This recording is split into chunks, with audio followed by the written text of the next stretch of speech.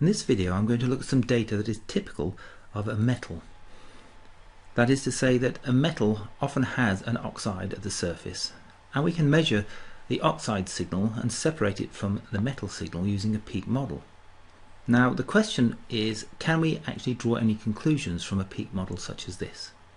Well, first of all, we can draw the conclusion that we have two different phases of chromium within the sampling volume of XPS, and that is because we have two different binding energies.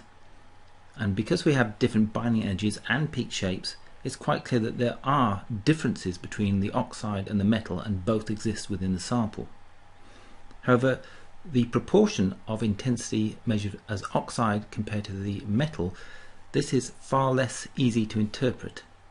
And the reason there's difficulty interpreting the relative proportions of these two peaks is because XPS is a surface sensitive technique. And what that means is that an atom that emits an electron below a certain depth, although the initial energy of the electron is consistent with either of these two peaks, the inelastic scattering that occurs en route to the vacuum and then the measurement of the energy of that electron by the spectrometer will result in that electron appearing within the background signal rather than the photoemission peaks themselves. So anything below a certain depth will not be recorded by XPS as a photoemission peak. Within the sampling depth of XPS, the signal is attenuated in a controlled way, and we model this using an exponential decay of signal as a function of the depth within the sample. And this equation here is giving us the scale factor that we have to apply to the intensity that we would obtain if the material was at the surface but buried beneath the surface between P and Q. So when we integrate the exponential decay law, we end up with a number that allows us to compute how much signal from a given atom we should record if that atom were in the surface layer or in a substrate. So I've given two scenarios here that are based on the integral we see here.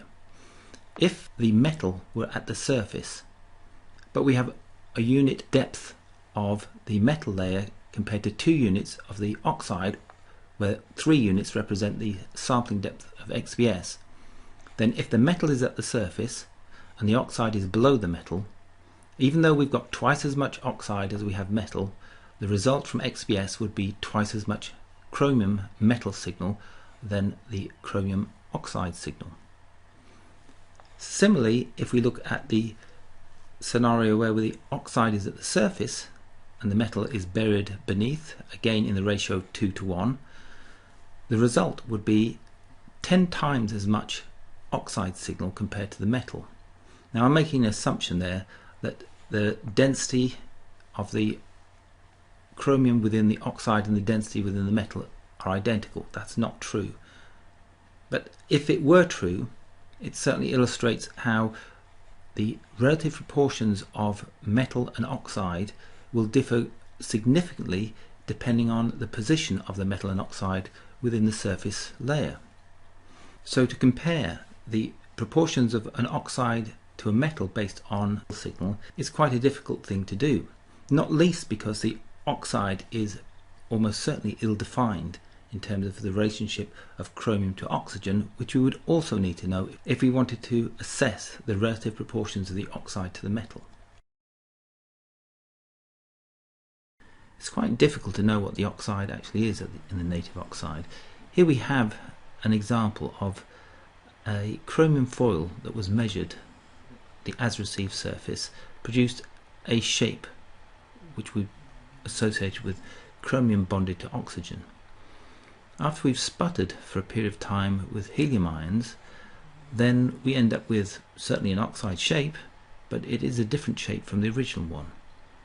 Both of these spectra represent oxides that are quite difficult to interpret, certainly difficult to interpret based on a chromium 2p spectrum alone.